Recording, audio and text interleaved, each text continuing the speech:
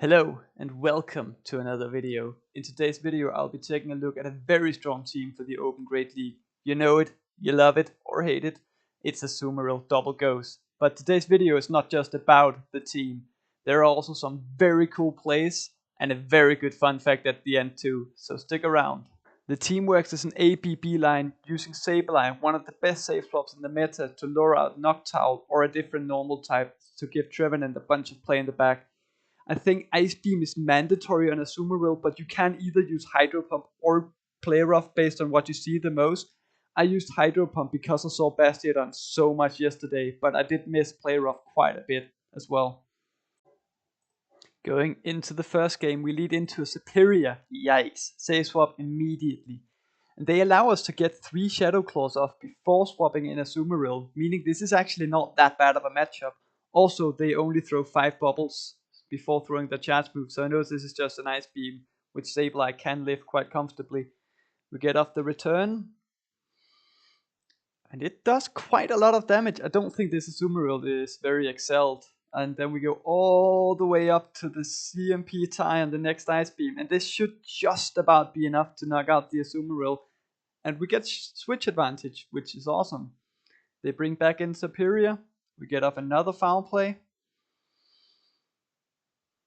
Lance does quite a bit of damage, but it has a lot of energy, and if it has Aerial Ace, it's going to be quite threatening to our Trevenant. And it does have Aerial Ace. That does quite a lot of damage, so I choose to catch the second one onto Azumarill. And then they swap in a Talonflame. And I know that Azumarill can live a Brave Bird quite comfortably from Talonflame. Oh, like not comfortably, but yeah, it's okay. You really just don't want to take it whilst it's boosted. And then you see I do 3 more bubbles to throw on good timing. When it's a 3-turn move on a 5-turn move, you want to ideally throw either 1 or 3. 3 is the optimal amount of fast moves. Then we get to an Ice Beam, and at this point, it's so low, we have 2 shields for Trevenant, so we can just farm it all the way down. To shield, they do throw a BM Frenzy Plant, which, fair enough. Next game, we lead into a Vigoroth. Good lead, but I also kind of want to swap into one of my ghosts at some point. They throw their Body Slam immediately, which kind of sends me a sign because it was some bad timing, which kind of think they're probably going to throw it immediately again the second time. So I catch the Body Slam on Sableye. They throw one more counter, then swap in their Mandibus, which is very bad matchup, but very good that we lure this out so Trevenant doesn't have to see it. They throw foul play again immediately. So far they've thrown all their charge moves right as they got to them, which is something you can pay attention to. Throw another foul play.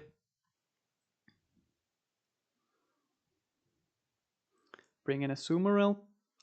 And instead of fully charging this Ice Beam, I think getting more energy on a Azumarill is a lot more valuable than the amount of HP the Mandibus is going to be able to take away from a Azumarill by throwing an Aerial Ace. So I choose to undercharge the Ice Beam, let it get to a move, and then farm it down afterwards.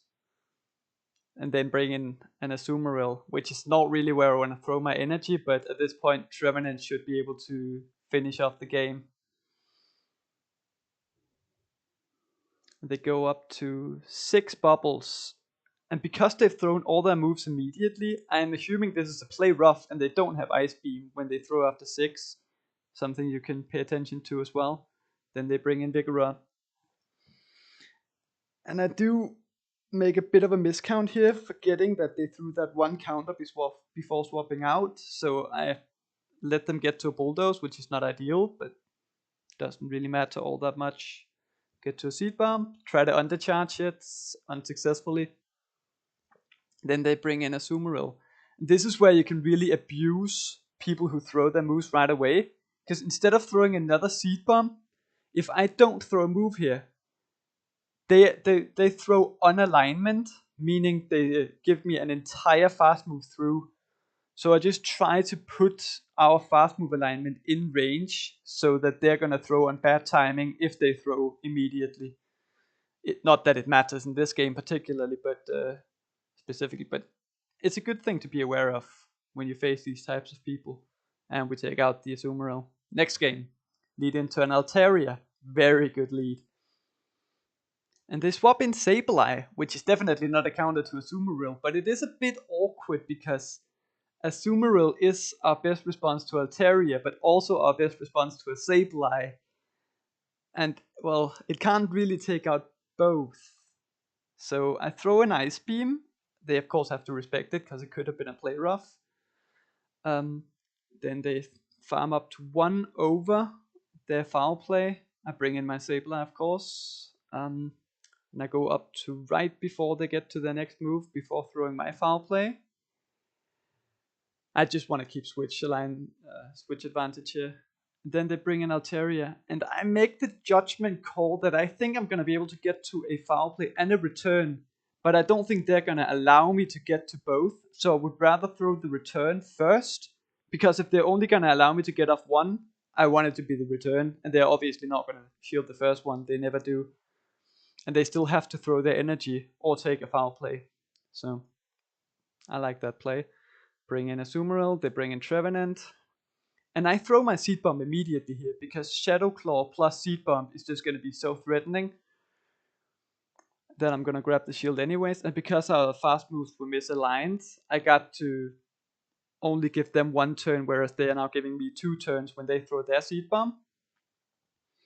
They go right for the Seed Bomb again. And this is a very cool play, I think. Just pause it. I take 1 Shadow Claw, and then I take 1 more. You saw the Shadow Claw go through, meaning my Trevenant is going to get knocked out by the Shadow Claw if I don't feint the other Trevenant with this charge move.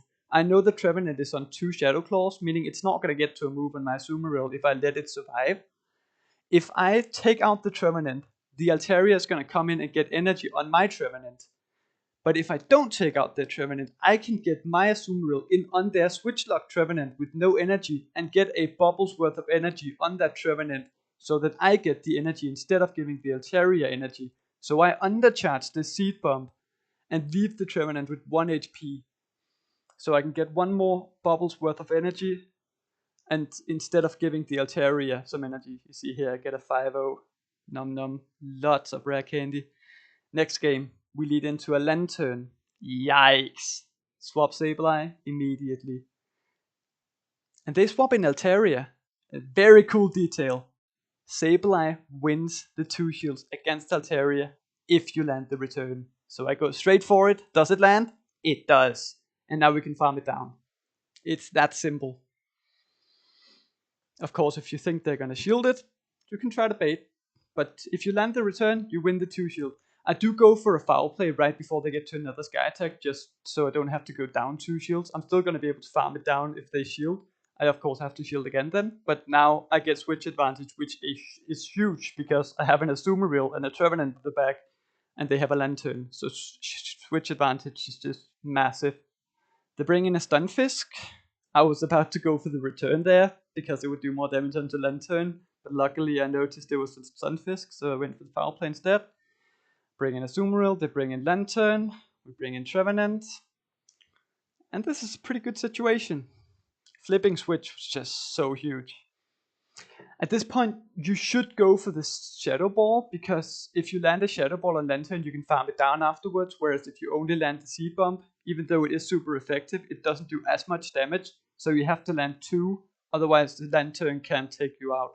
So now I have to land another Seed Bomb on the CMP, of course, just to optimize my play.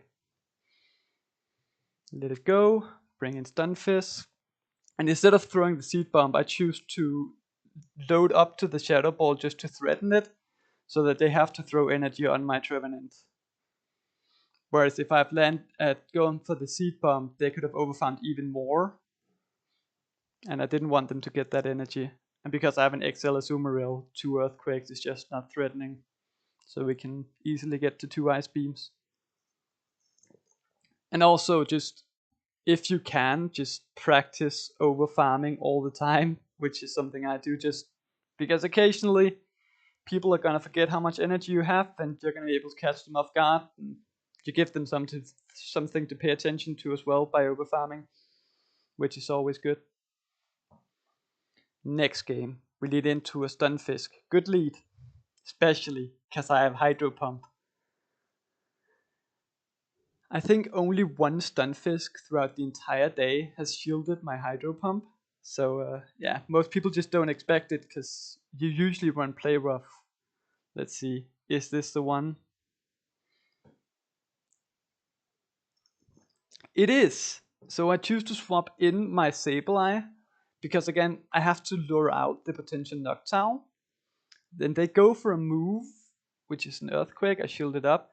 I shield it because when they go for a move, that indicates they don't have a good response to Sableye. Otherwise, they would have just brought in the good response, but they did have a good response. I'm not really sure. Again, I know I can get to a return and a foul play on the Noctowl, so I choose to go for the return first because they're never going to shield the first move. And now I can get to my foul play, which they kind of have to shield if they want to keep alignment. And they do, but now they can farm me down, which is not ideal. Bring in a Azumarill. They go for a Sky Attack.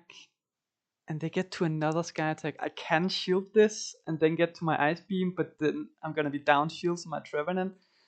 I think I might be able to deal with the Noctowl with my Trevenant at this point, but it is kind of Trevenant against the entire world. Let's see.